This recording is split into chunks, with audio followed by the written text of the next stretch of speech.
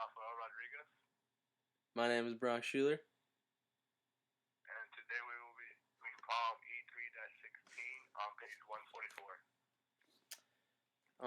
E3-16 states the following accounts in alphabetical order were selected from the 2007 financial statements of Krispy Kreme Donuts Incorporated. As you see, we have the accounts known, seen, and visual. So for each account, indicate A, whether the normal balance is a debit or a credit, and B, the financial statement, balance sheet, or income statement, where the account should be presented. Okay, for the first account, we have accounts payable, which would be a credit, and the reason is because you're getting paid money. Accounts payable would go on the balance sheet because it is a liability, because you have to pay something. It's on account, so you have to pay something.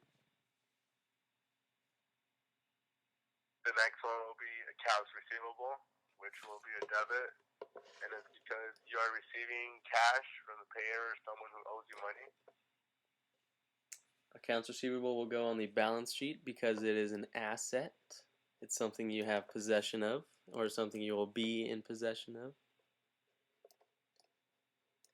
Okay, the next one is going to be common stock, and this would be a credit, and the reason is because the total amount of cash for the items purchased by the stockholder. Common stock would go on the balance sheet because it goes under stockholders' equity, all the way under liabilities. And the next one will be depreciation expense, and that would be a debit. And the reason is because the total cost of the plant and equipment you have.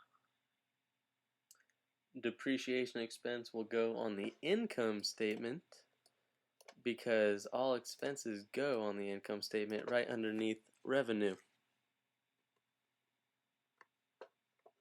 And the next one is interest expense, which would be a debit.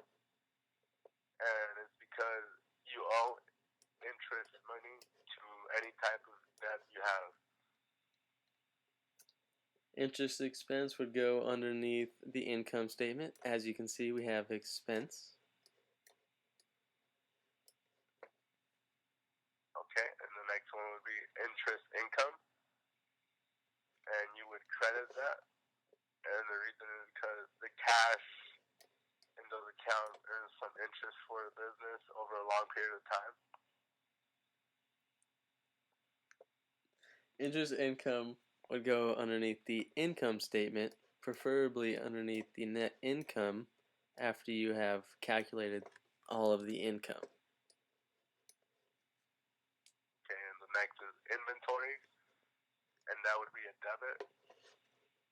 And it's because something that is yours, which is that you're still ready to be sold at the time. Inventories belongs on the balance sheet underneath the assets because it is something that you have possession of.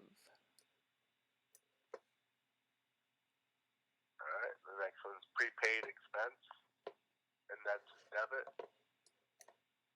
And it's something that you have paid ahead of time. That would be like a prepaid insurance or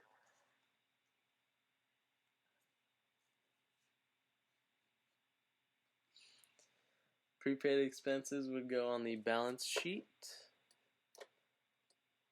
underneath the expenses.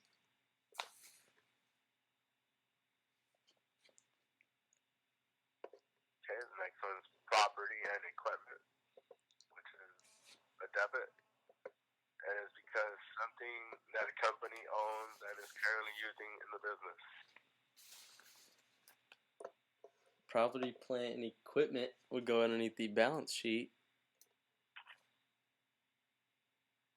Okay, and the last one would be revenue, and that would be credit.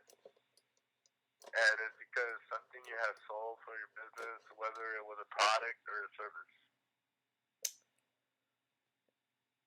Revenues goes on the income statement.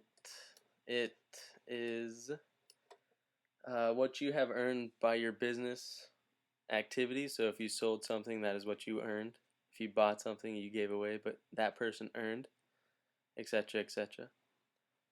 And that concludes problem E3-16 on page 144. Thank you for listening, and take care.